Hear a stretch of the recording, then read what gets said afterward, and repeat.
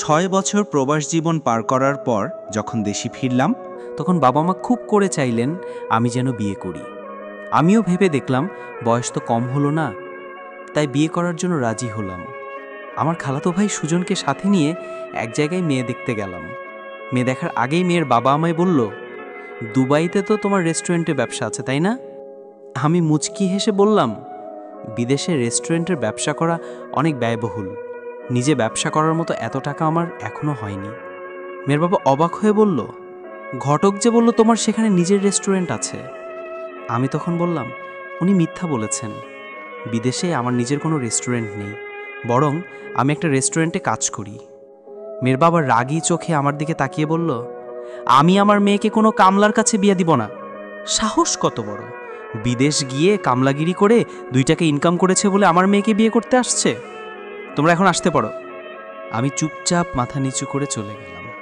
বাসায় আসার পর মা আর খালা যখন জিজ্ঞেস করলো মেয়ে কেমন দেখেছি, তখন পাশে দাঁড়িয়ে থাকা আমার খালাতো ভাই মুচকি হেসে বলল, মেয়ে দেখার আগেই মেয়ের বাবা পাত্রকে কামলা উপাধি দিয়ে বাসা থেকে বের করে দিয়েছে।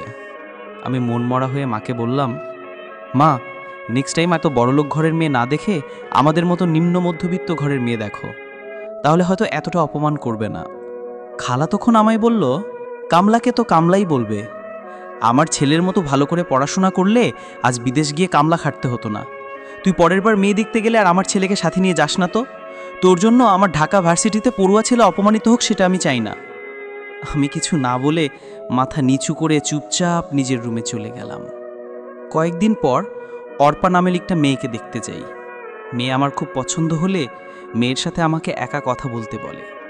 আমি আর মেয়ে যখন আলাদা রুমে যাই, তখন মেয়ের সাথে সাথেই দরজা লাগিয়ে আমার দিকে রাগী চোখে তাকিয়ে বলল, আপনাদের মতো প্রবাসীদের একটা সমস্যা, বিদেশে গিয়ে সুইপারের কাজ করবে আর দেশে এসে টাকার ফুটানি দেখিয়ে মধ্যবিত্ত পরিবারের সুন্দরী আর শিক্ষিতা মেয়েকে বিয়ে করতে চাইবে। আপনার টাকা পয়সা দেখে আমার বাবা মা গলে গেলেও আমি গলব না। আপনি আমায় বিয়ে করলে আমি আমার পছন্দের ছেলের সাথে বিয়ের পরের দিন পালাবো, বলে দিলাম। তাছাড়া আপনার সাহস কত বড়, নিজে ইন্টারফেল করা ছেলে হয়ে অনার্সে পড়া মেয়েকে বিয়ে করতে চাইছেন? আমি মাথা নিচু করে মেয়ের কাছে হাত জোর করে বললাম, আমি জানতাম না আপনি অনার্সে পড়েন, জানলে আমি আসতাম না। দয়া করে আমায় আর অপমান করবেন না। এই কথা বলে মেয়ের বাসা থেকে বের হয়ে আসলাম। রাতে নিজের বাসায় ফিরে এসে দেখি মা, খালার খালাতো ভাই সোফায় বসে আছে। মা আমায় দেখে বলল, কিরে, মেয়ে পছন্দ হয়েছে? আমি তখন মাকে বললাম, শুধু আমার একা পছন্দ হলে তো হবে না, আমাকেও তো মেয়ের পছন্দ হতে হবে। মেয়ে আমার মতো ইন্টার ফেল করা প্রবাসী ছেলেকে বিয়ে করতে পারবে না। এই কথা শুনে মায়ের পাশে বসে থাকা খালা আর খালাতো ভাই হেসে দিল।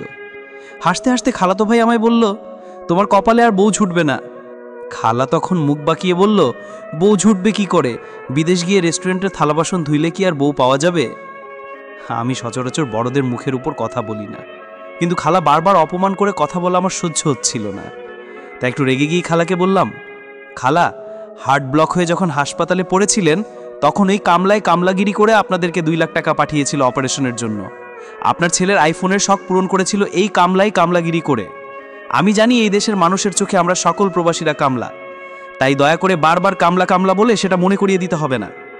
আমার কথা শুনে খালাতো ভাইটা রেগে গিয়ে বলল, 2 লাখ টাকা আর একটা আইফোন দিয়েছো বলে আমার মাকে যা তা বলে অপমান করতে পারো না। সময় হলে তোমার টাকার ফোন তোমার মুখে ছুঁড়ে মারবো। আমি আমার খালাতো ভাইটাকে কিছু না বলে শুধু একটু হাসলাম। পরের দিন সকালে মাকে ডেকে বললাম, মা, আমি এখন বিয়ে করব না, আরও কয়েক বছর প্রবাসে কামলাগিরি করে আসি, তারপর একেবারে দেশে এসে বিয়ে করব। 4 বছর পরের ঘটনা। আমি দেশে এসেছি শুনে আমার খালা আর খালাতো ভাই আমার সাথে দেখা করতে এসেছে। খালা আমার দিকে অসহায় দৃষ্টিতে তাকিয়ে বলল, তুই যেখানে জব করিস সেখানে সুজনের একটা কাজের ব্যবস্থা করে দিতে পারবি? পাশ করার পর 3 বছর ধরে বেকার ঘুরছে, কোথাও কোনো চাকরি পাচ্ছে না। আমি হেসে খালাকে বললাম, তোমার শিক্ষিত ছেলে বিদেশ গিয়ে কামলাগিরি করবে, তোমার খারাপ লাগবে না? পরে তো নিজের ছেলের জন্য বউ খুঁজে পাবে না।